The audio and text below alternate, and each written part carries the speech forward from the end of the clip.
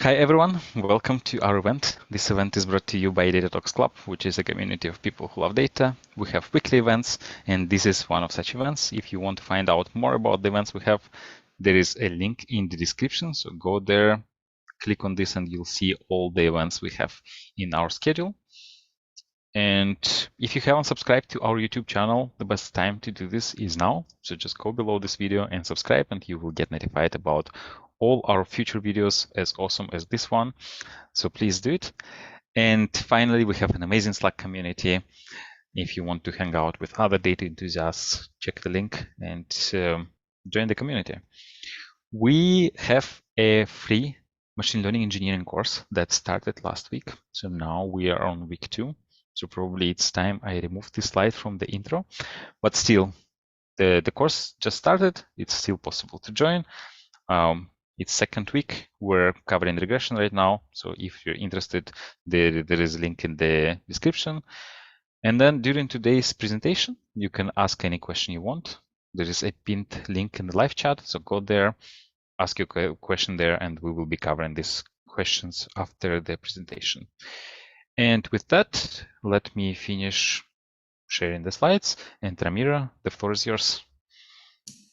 Okay. Thanks for coming today.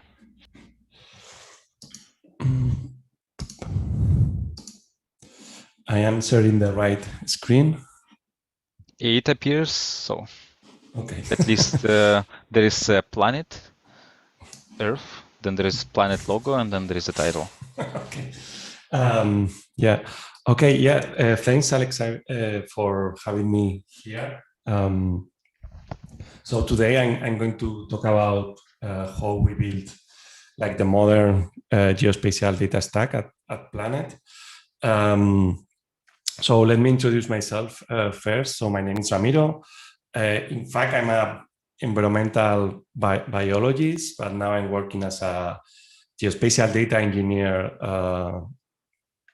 manager at Planet. So I will say that it's a win-win for me, right? Because at the end, what Planet is trying to do is good for the environment. So having the Earth being imaged daily can tell us a lot about our environment and take actions upon that. And yeah, so I've been at Planet for more than 3 years, and previously I was working as a solution support engineer at Carto. So I'm really into mapping, geospatial, and all these cool things. So the agenda for today, probably I will try to do it fast because I think there is a. So yeah, I'm going to give a short introduction to Planet. I will also stop a little bit about the tasking system and working with satellite data, and then yeah, I will finish speaking about the stack, the challenges that we have found, and also how we can transform, let's say, the raw data into geospatial metrics, right? So yeah, so as I said before, so Planet is a geospatial company that tries to make change visible, accessible, and actionable. And we are trying to do that with something that is called agile space. So we build in a very quick and efficient way hardware, I mean satellites, software, and data technologies, right, to achieve this goal. And so we are spread around the world. We work remotely, but we have offices in Berlin, Harlem, and SF.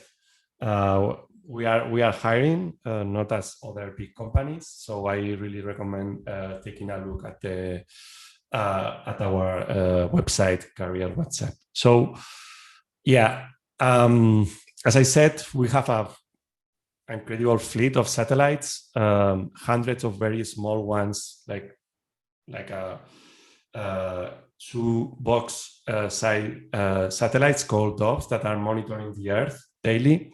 And then we have some 20 more that are bigger. They are called SkySats, and they are the interesting ones for this presentation. Yeah.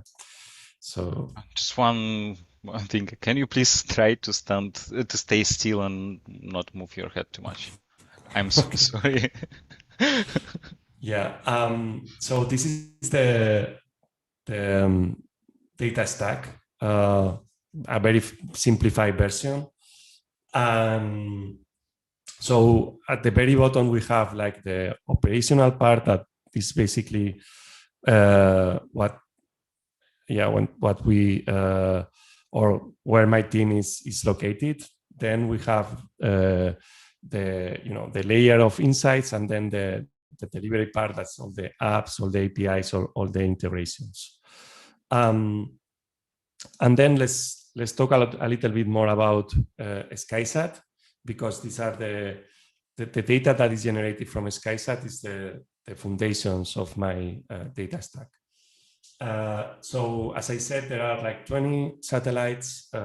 We launch these SkySat satellites in blocks, in batches. So we have 3 blocks, and you can see here in this YouTube video. I don't know if it's well, let's close the sound, but this is a payload from a SpaceX rocket, and you can see here that there is like a SkySat, like a cube popping up in the space right now, and that's how we deploy the satellites. The tops, it's a little bit more complicated.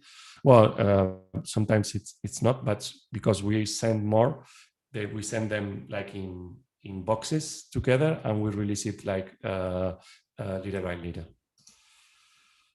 Some specifications very quickly. So they are the size of a washing machine, more or less. They orbit the Earth at this altitude, so 450 kilometers. And they are high resolution, so it's between 50 centimeters and 60 centimeters. And finally, so we are operating the SkySat system as a tasking system. So we don't monitor the Earth like randomly. So if a customer requests an order, then we can task the satellite on to image that area, and then downlink, and then again and again, right? As it's more complicated than that, but yeah, you get the gist. And the weird thing about this constellation is that the cameras are located in this weird trident position, and the shape of the image is like this, right? So you see like these kind of strips from the image. So we can have like points orders or line strings orders. And the cool thing is that you can communicate with the satellite via an API. So you can create an order doing like just a post call to the tasking API, to the orders tasking API. You can get that information, so you can monitor that order using the orders API, and then you get like a JSON result, and of course it has a GeoJSON geometry.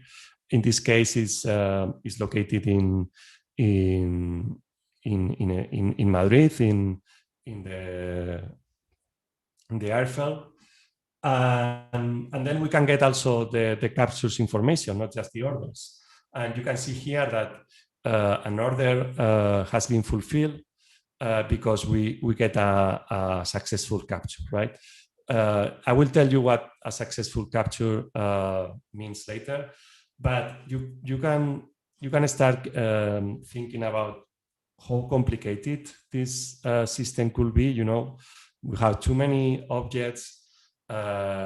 We have a lot of metadata from the order, from the capture, and there are other layers in between that I cannot show you.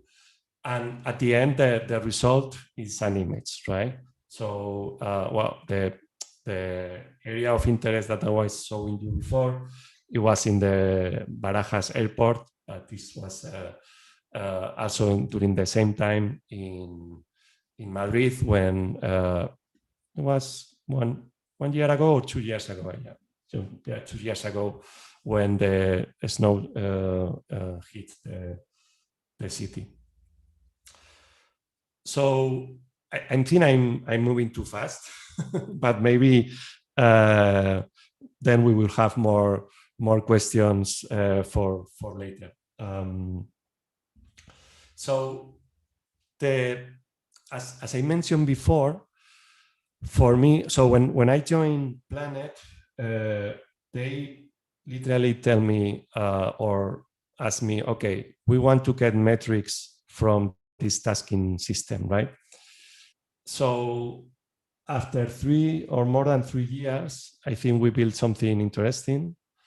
But I wanted to explain you how complicated let's say the state machine was, and give you the one of my takeaways is that the importance of the timestamps. So people think about timestamps as like, okay, we have just one timeline, let's say, but one particular object could have several timestamps, right? So in this case, we have an order that we ingested in the system. The order is being created, and then we have a TOI, right, to fulfill that order from the start to the end, right? So, and at the end, that order could be fulfilled if we get an image, and that image fulfill the requirements of the customer, or the customer can cancel the order, or the order can be expired because we didn't have a chance to get that image, or that image or several images that we try were not successful. In the means that when I say that is an image can be successful, it's because it's cloudless, more or less. There is no rectification issues. So any problem in the image will push that to invalid.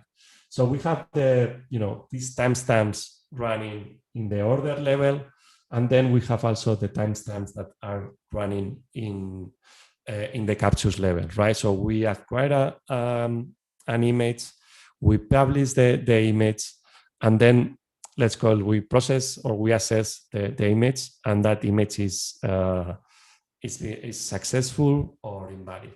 So this is really important, because if you are going to start working, or if you are going to start building a data stack, you will need all these timestamps. When I started working at Planet, some of them were not accessible. And with time and requests to the development team, to the backend team, they were exposed. Why this is important? Because imagine that you want to understand how the fulfillment rate evolves over time, right? So you need to have the fulfillment time on the system. And the same with everything, right? So imagine that a customer cancels a lot of orders in a batch. So you will need the cancel time to have an alert, right? To tell you, okay, this customer has canceled this amount of orders, and then customer success managers or whoever can take action on that front, right? So for me, it's timestamps. It's like a must. You have to you have to have all the timestamps that you need to plot metrics, in a time series fashion, let's say. And the same with geometries, right? Probably this is very specific for my use case, but if you are going to start in a geospatial company, then you have to, you need to have a clear idea of the semantic of all these geometries. And when I see semantics, so it's the meaning, what these geometries means. Because usually Planet builds customers based on the number of orders that we have fulfilled, or the collection, or the square kilometers. So all these metrics are coming from the geometries, right? So in this very, very basic, so again, this is a very simplified version of the schema that we have. A customer, they have an area of interest, so they requested to have an image over that area. Then that area enters the system. We call it a requested geometry. Then if we are lucky, well, we usually are lucky, but we collect an image, then we have the collected geometry, we process that image, and then we have the fulfilled geometry if that image was successful. Remember that image can be cloudy, or it could have like some processing issues or misalignment or things like that, right? And finally, we deliver that geometry. So we have to be very careful when working with these geometries because we are going to join them, we are going to intersect them. Probably we will get the centroids to do like analysis over areas of interest or countries or whoever, right? So these are two of my main important keys from this talk, but also understanding the system, how it works. It will help us to orchestrate or to design our data stack, right? So you have seen all these changes, all these events on all these objects, and at the end, it will tell us how we are going to, get the data. And I guess probably even in this data meetup, you have talked about these paradigms. So from pull to push. So I'm not going to tell you which one is best. It depends on the use cases. We use both at Planet, so it will depend, right? If you want probably more real-time data, you will need to push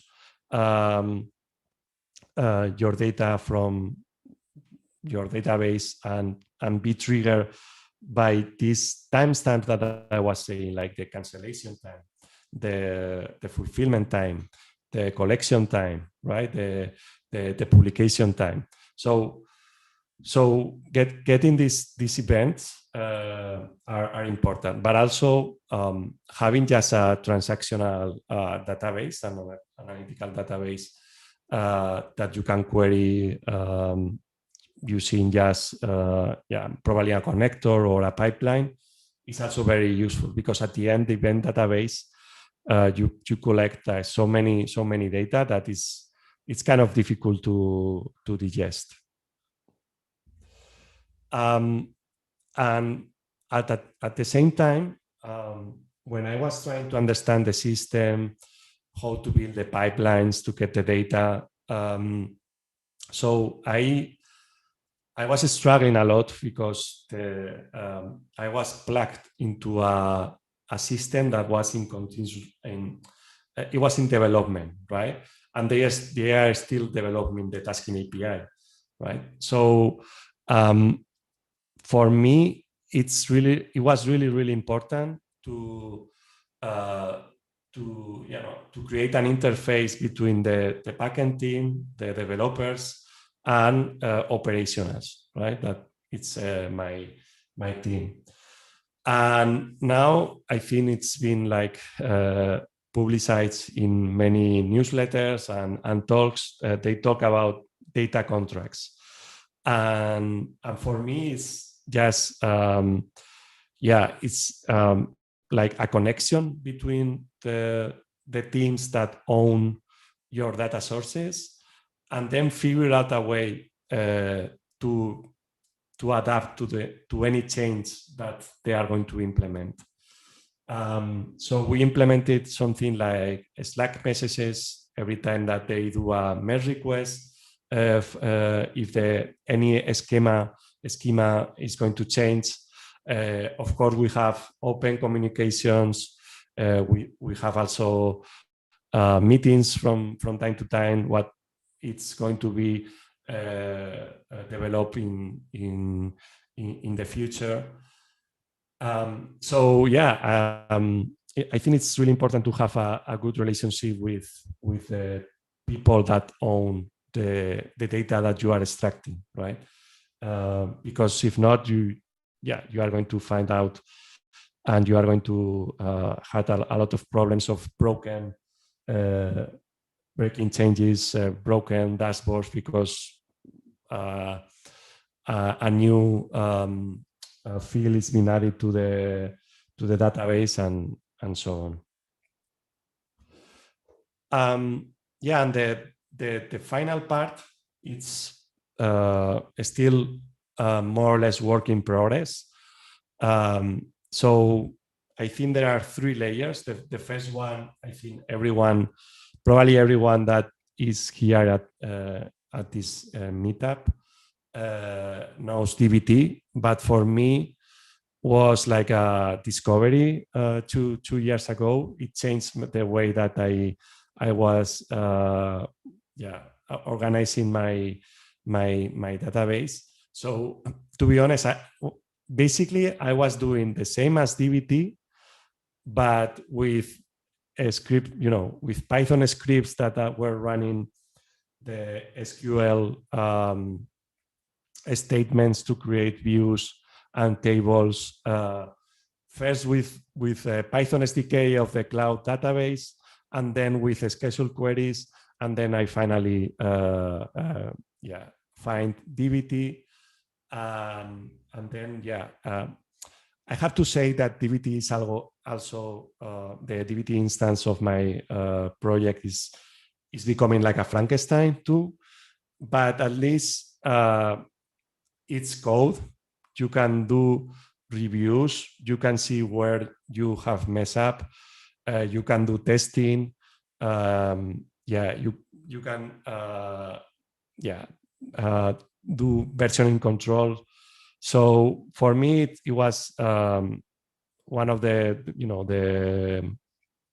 best decisions to implement DBT.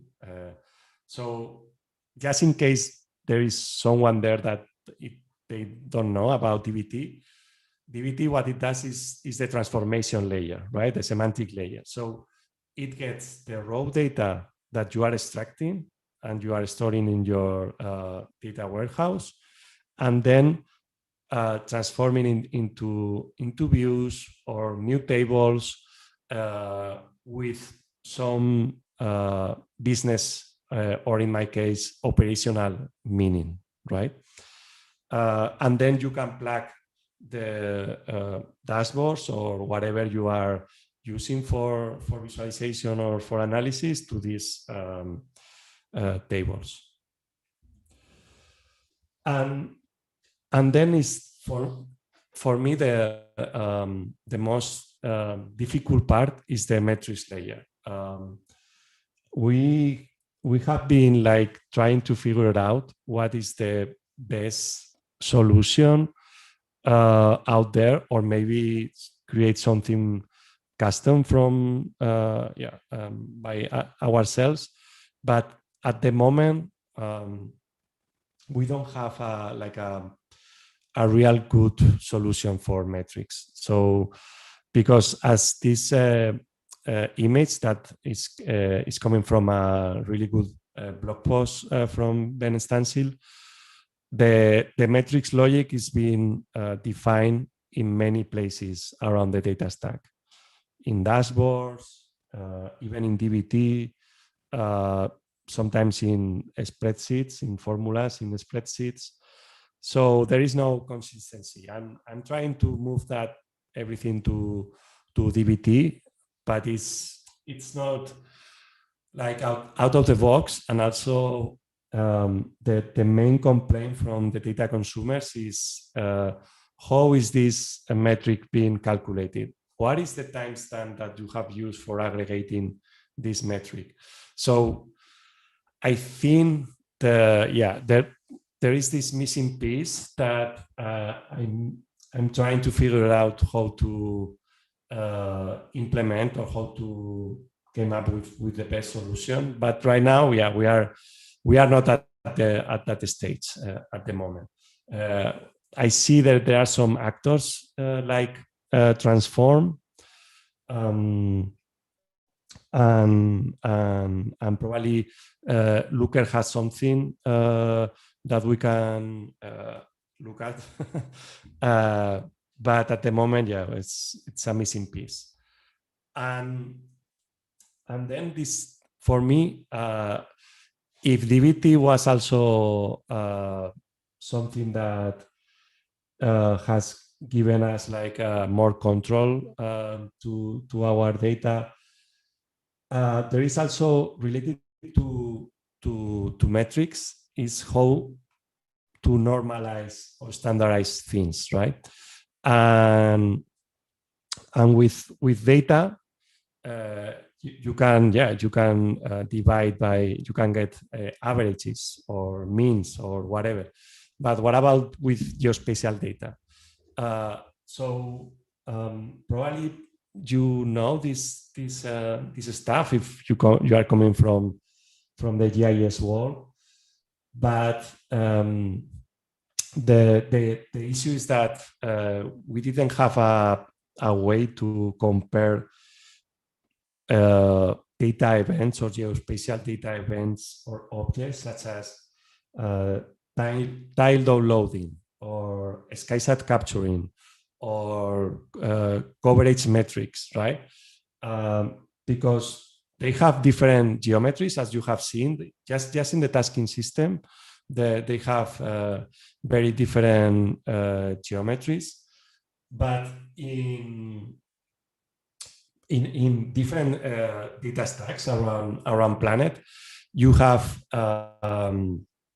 not just coordinates, but footprints, area of interest, even tiles from web maps as well. So you have many different geospatial objects, let's say, and the way that we are trying to normalize this amount of diversity of data is using a spatial aggregation. And the spatial aggregation that we are using, there are others such as S2 or XPix, is H3. I think it's a industry standard. And the cool thing is that it has like several levels of granularity or the spatial resolution. And it's for me, it's also a really cool thing to use. Then we can compare the usage of our customers or how the capacity of our system is working out. And finally, I just realized that I have speak to a lot. So there is the visualization layer. Probably you have come to this meetup thinking that I was going to show a lot of geospatial data, but yeah, it's not possible to show you. But to be honest, if you have been like following the media lately, all these images from the Ukrainian war, any disaster, natural disaster. So all of these images mostly are coming from planet. So it's not difficult to look for planet imagery. So yeah, finally we have a graveyard of dashboards, and I guess that's not just me, but everyone. And that's something that I want to also fix in the future. And also I built like a web map on top of our data warehouse, but working with your spatial data is really hard, especially if you have this amount of data. And when I say amount, it's like thousands and millions of objects, you know. So there are two things here. One is that you need to aggregate them, and the way to do it is, as I said, using a grid like this X-bin grid from Uber, the H3. And then you need powerful geospatial platform. We are trialing Carto at the moment. I used to work there, so I know how capable they are to visualize things. And they have a really cool feature that is transforming the data, the geospatial data that you have in your data warehouse to tilesets. Okay, so instead of plotting a file such as a GeoJSON on a web map, you can just load the tilesets itself from the web maps. And it's still work in progress. As I said, we are trialing this solution, but yeah, it's very promising. And yeah, I think it was just half an hour, Alexei. But I hope that there is questions. And sorry about my microphone. I hope it's been better than in the beginning. Yeah. Yeah, you should stay still, and maybe like when you speak like this right now, it's fine. But once you start moving your head, then it's probably it's very directional. We do have some questions. So cool. I will probably just share my screen. By the way, what this image is, it's Freeport, Bahamas. Yeah. It's containers. Yeah, if you go to really nice. Planet Gallery, there are a lot of free images that you can download from many places and many events on the world. Okay, let me stop sharing then. Mm-hmm. Yeah, it looks really nice. So I'll just share my screen.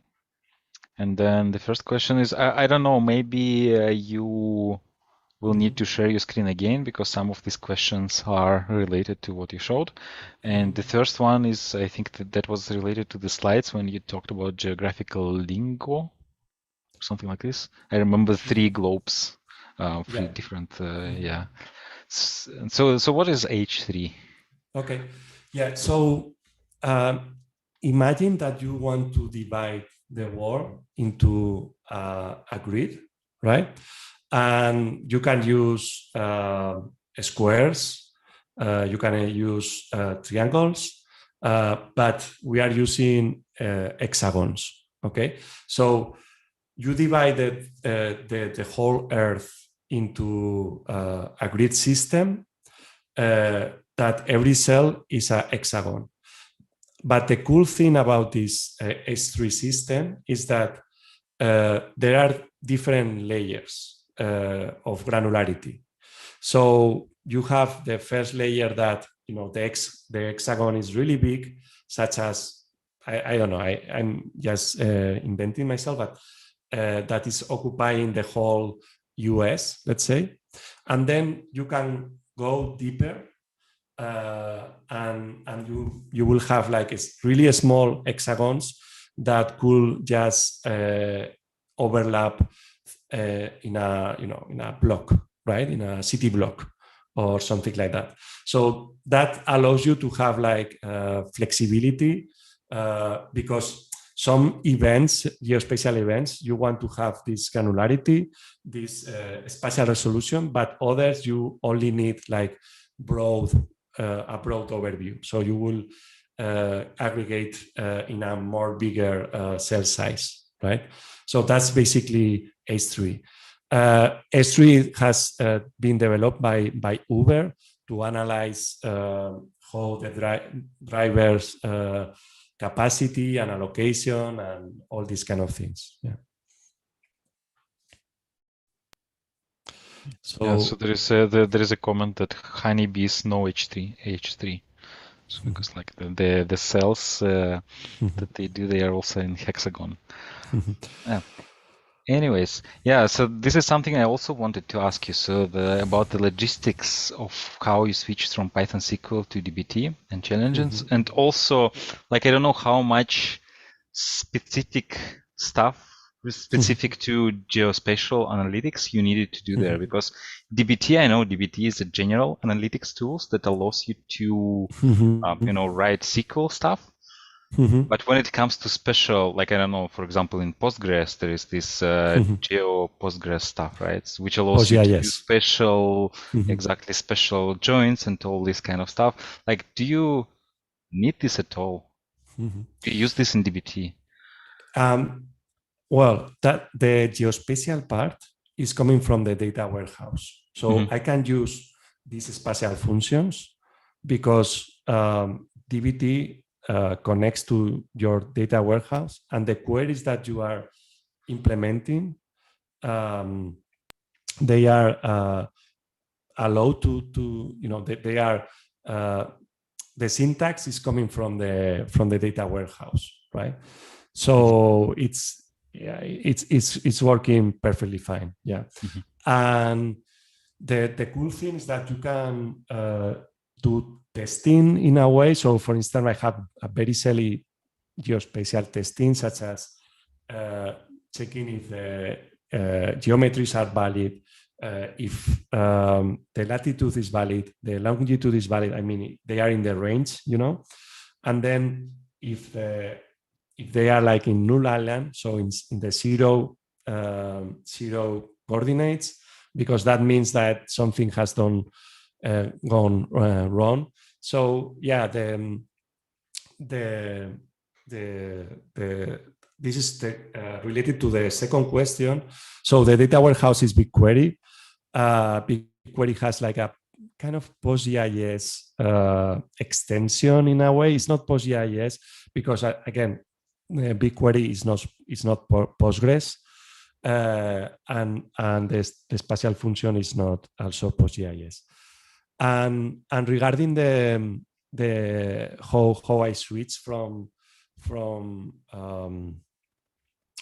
Python scripts or SQL scripts to DBT, to be honest, I was really happy to do that change, right? Because at the end, it was like strings, within inside your code, these SQL statements, and that was not scaling, right? So, and then with DBT, you have macros, you have Jinja templates that you can loop and do amazing things.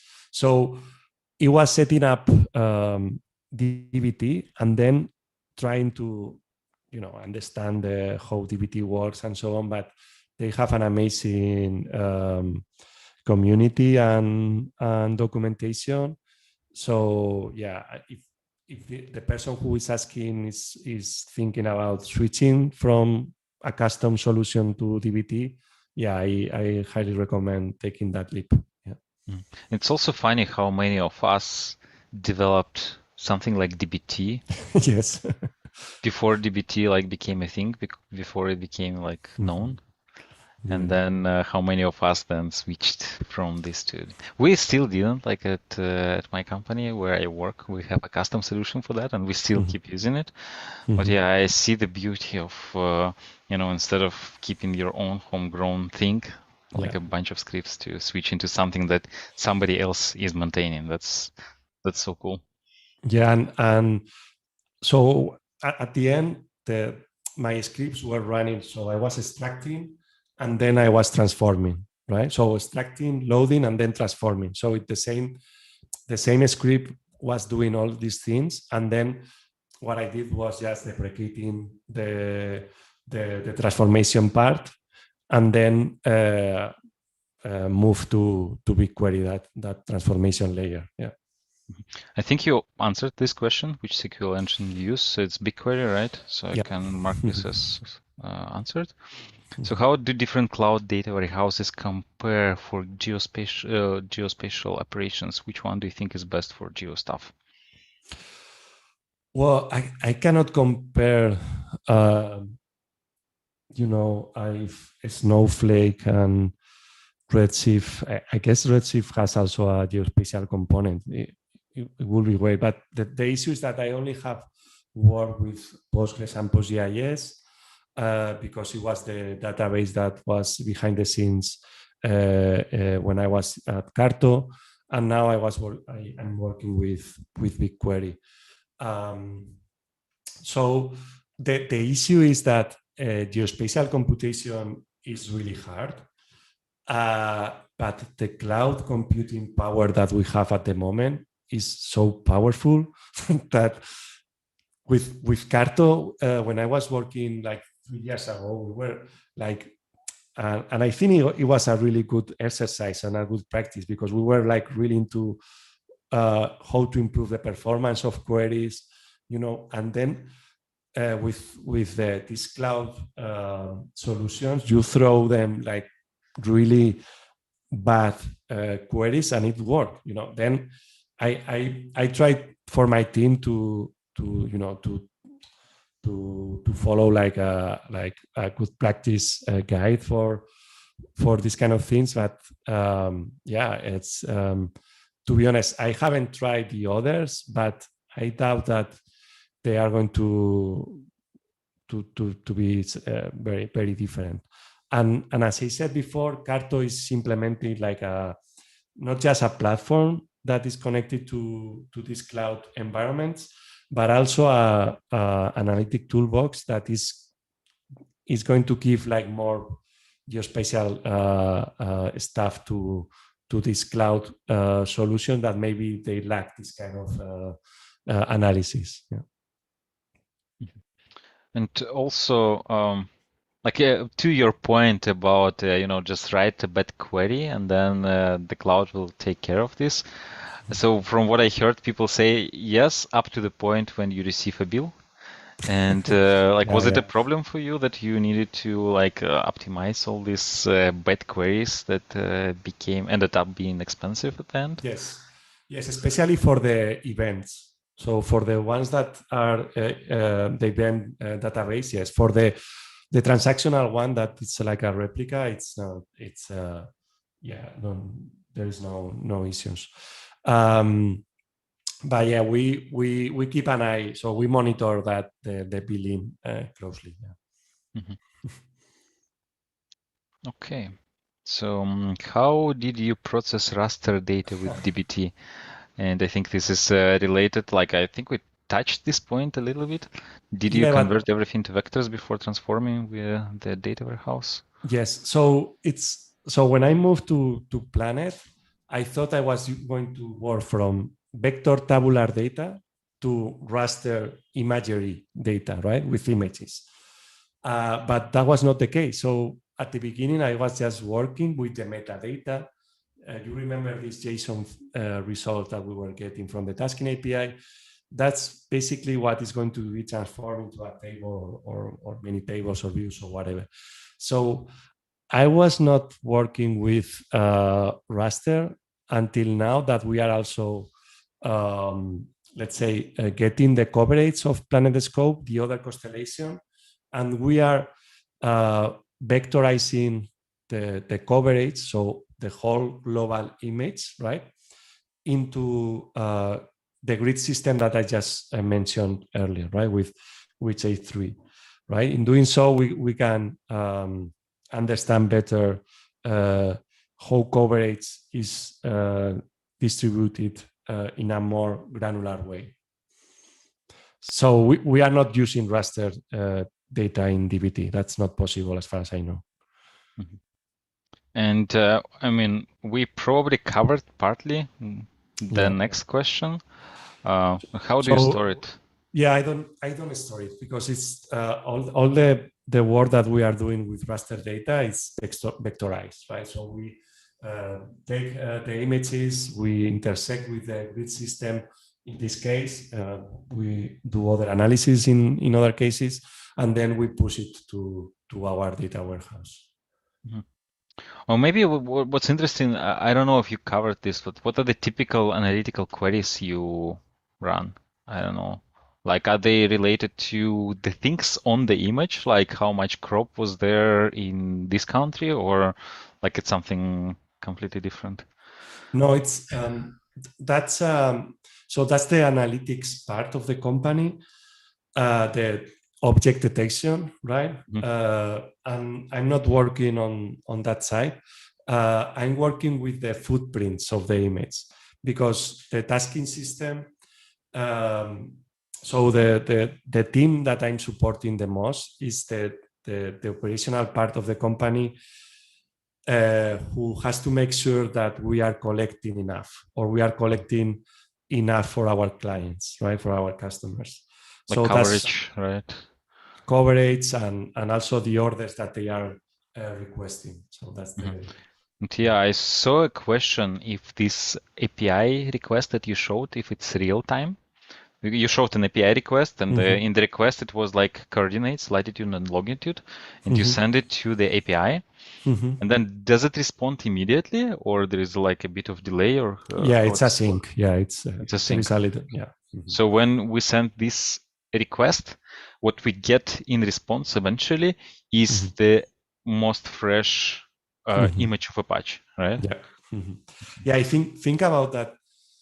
The tasking API is a wrap into a very complex system because I simplify things a lot, but the tasking API is querying things that is happening in the satellite in mission control in a way, and also in the operational part, because we are going to assess if the image is okay and so on. So like cloudy, right? All these things that you mentioned. It's wrapping like a complicated system behind the scenes. Yeah.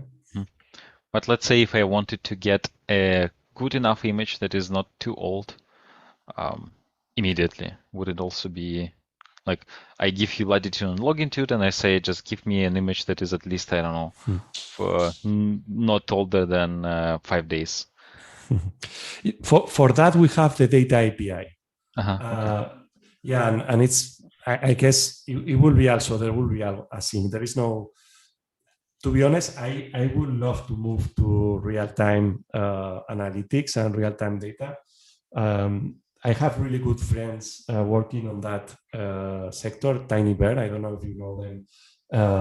So it's a Spanish startup that is doing real-time analytics with a stack that they have ClickHouse as a database. So, and I would love to be able to analyze planet data in real time. Yeah. So then the next one, how do you house your data internally? House here, I think, means store. That's how I interpret this.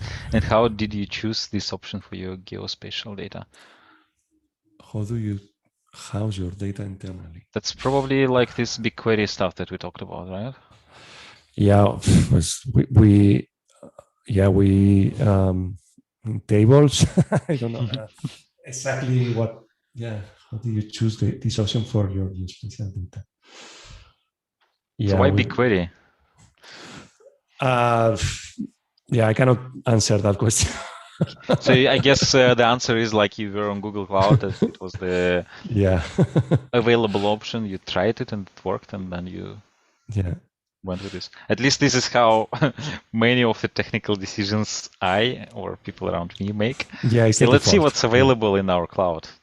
This thing is available. Let's try it. It seems to work. Let's just go with this. Okay, how would you build a simple data warehouse for satellite imagery using basic AWS resources? For satellite imagery to a bucket of timestamp geo-tagged images. If you haven't worked with AWS, maybe you can also instead talk about GCP. Yeah. Well, I know that we are storing things in the cloud storage, right? So we have buckets, and at the end, the APIs, the data APIs, they let's say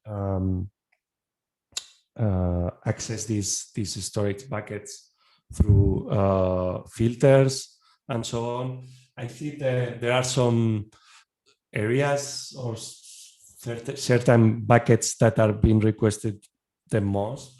So they are more like accessible in a way. And then from satellite imagery to a bucket of timestamp geotech image,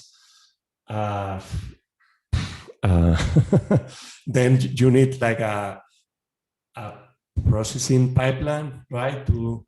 If I understood correctly, so they want to vectorize, right, the image.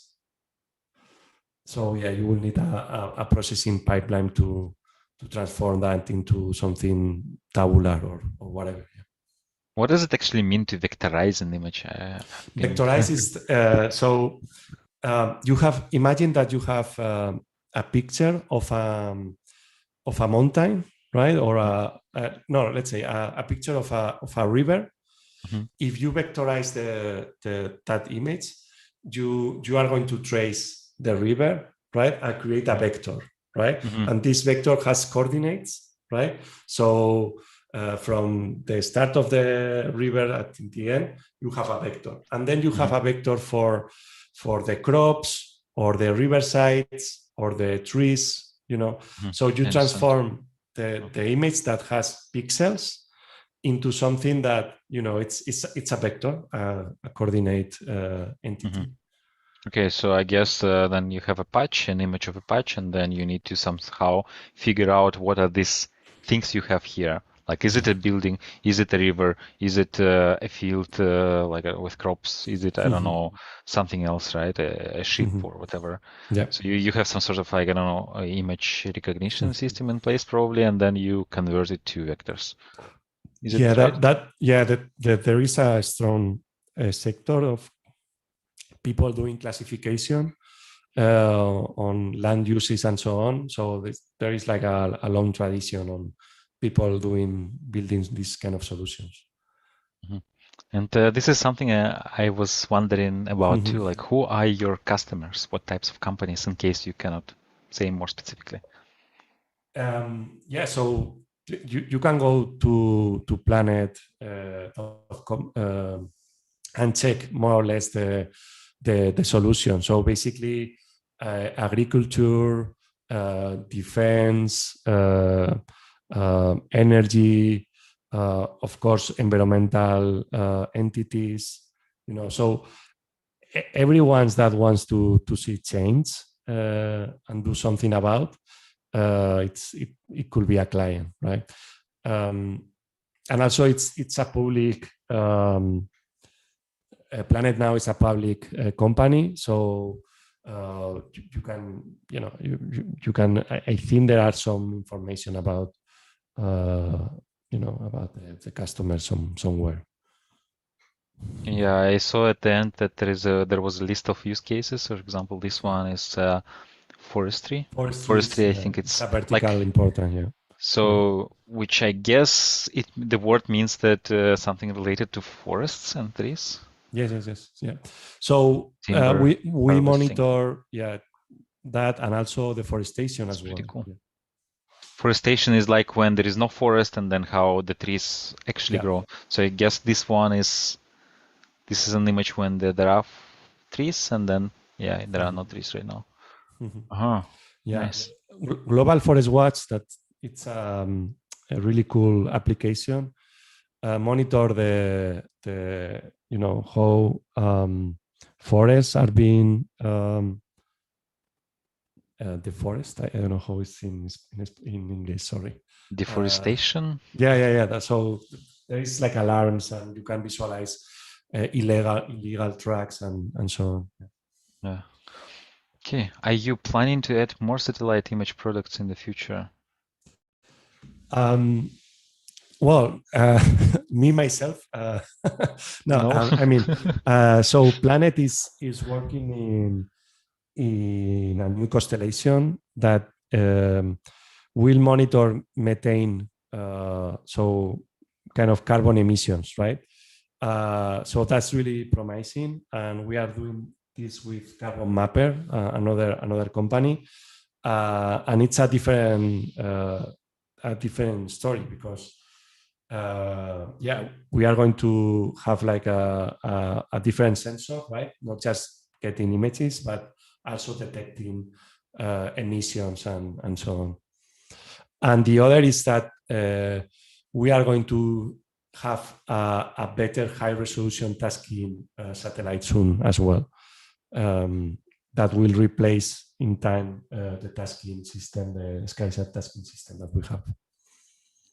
Yeah, that's pretty cool. So we don't have time for a lot of questions, so maybe we can take this one. So have you worked with vehicle telematics data? Are there any particulars with housing, or do you know what it is actually? Probably it's radar, right? But to be honest, I don't know. So it looks like something related to how vehicles move. Yeah, probably. Yeah. And the name of the Spanish startup is Tiny Bird. Yeah. How can you say it again? Tiny Bird. Tiny Bear. Yeah. Tiny Bear, like that? No, bird. The bird. Bird, like a tiny bird. Yeah, like together. This one, right? Yeah.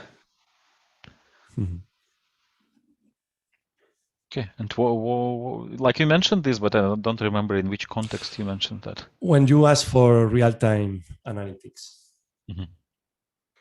So they are specialized on that. Okay, I think that's all we have time for today. That's a lot of questions. I apologize that we didn't cover all of them. So thanks for... Yeah, but I'm happy that we have a lot because my talk was half the time that we were envisioned. Yeah. Yeah, but that's kind of by design, right? So like if you spent all this time just giving presentation, that wouldn't be would be less fun, right? But the second part when we get to ask questions, that's the interesting one. Yeah, that was fun. Thanks again. Like it's really amazing what you do as a company. Yeah, that was really interesting. Not the usual talk here. Like not what people who come usually talk, like they don't talk about satellite stuff. So thanks for joining us today. Yeah, thanks for having me. Yeah, and thanks everyone for joining us too, for asking questions, for writing in, for being active in chat too. So yeah, that would be it for today. Thanks everyone. Bye. Goodbye.